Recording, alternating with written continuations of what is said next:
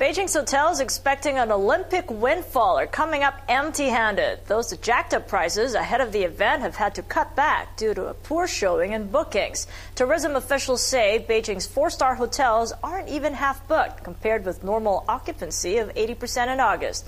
Here with more on what's going on in China's inbound travel market ahead of the Games is Seah, the general manager for online travel company Zuji here in Hong Kong.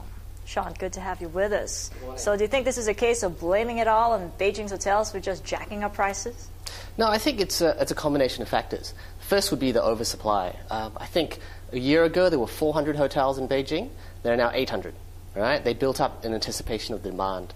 So that was the key factor. There's just a huge oversupply. The second bit is obviously the visa situation and the kind of the demand for the hotels aren't obviously materializing as fast as the hotels originally thought. And now that they've overestimated everything, they've had to cut back in price. I mean, how bad is it compare the five-star hotels from the 4 and the 3 stars? Yeah, the five-star hotels are pretty okay. They have kind of a long demand from the government officials and other parties coming in.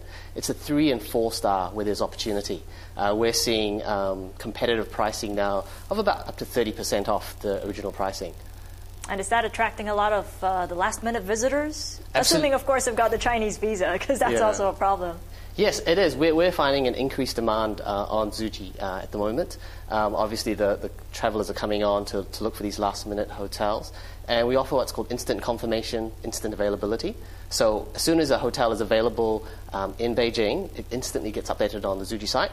And then the customers come in, they look around, and they get an instant confirmation when they make a booking. But the ones who are making the last-minute bookings, are these the ones who've got Chinese visas, or they're still working at it?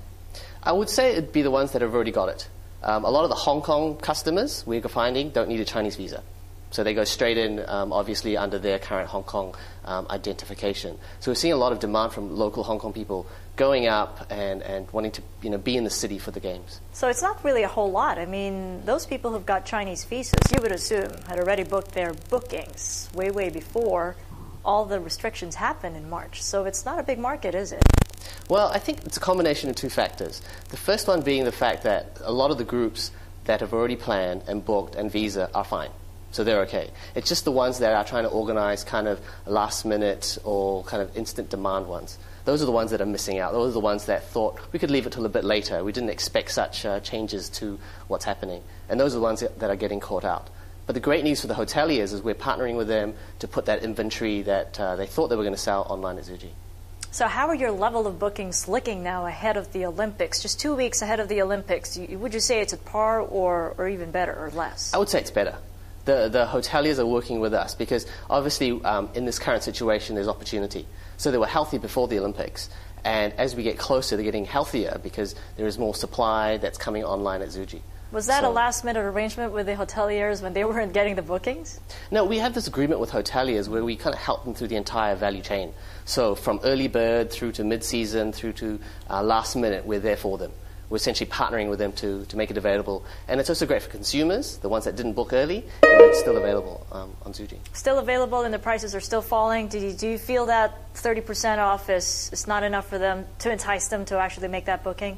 And they're going to wait for a lower price? I don't know. I think the hotels will remain competitive in their pricing. I can't say how much more or less they'll go up or down, but obviously as the day draws closer to the start of the Olympics, the hotels want to fill their space. So we work with them and partner with them to get the right price to the right customers. Well, what do you think? Are they going to be fully booked before the Olympics start and during the 17 days that the Olympics really happen? We certainly hope so. We're doing everything we can to help the hoteliers fill up every single possible room because obviously we want the Olympics to be a success for China as well. Yeah, but then there's one constant that's really bugging travelers here, and it's the fuel surcharges. It hasn't come down, and it's gone up north heading into the Olympics, so it's got to be a big problem just the same. Even though they got the visas, they got their bookings, they're still troubled about the extra surcharge that they got to pay for the plane ticket. Great question. I think two factors come in. One is if people want to go to the Olympics, they'll go. Right? It's a kind of a once in a, I don't know if a lifetime thing, it'll be around this part of the world, but the increase in fuel surcharges, I wouldn't say is small, but I wouldn't say it's big enough to discern someone from going.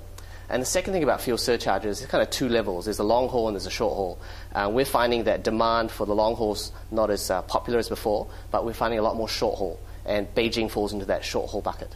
So the last-minute passengers that are going to come through are going to come from the region. The short-haul travelers are not really from long haul. Yes. I would say to organize such a trip in such a last minute, a majority of them would come from the Asia-Pacific region. Okay, so what happens after the Olympics? What happens to your travel bookings? Are you expecting a drop, or are you expecting that to pick up, and why? Yeah, well, we're expecting obviously a slight dip because obviously all that 800 hotels need to fill up their rooms. And obviously we're working with the hoteliers to find the key markets for them to reach into. But that said, part of the hotel strategy to build into that area was for the long-term viability of Beijing as a visitor destination. So we remain really optimistic about the fact people will repeat visit into Beijing from all around the region to discover obviously the great stuff that's happening there. Okay, good to talk to you. Thanks for that, Sean. Thank you, Catherine. Sean Shaw of Zuji here in Hong Kong. And coming right up, we'll go in-depth on Merrill Lynch's mass sale of shares and bonds.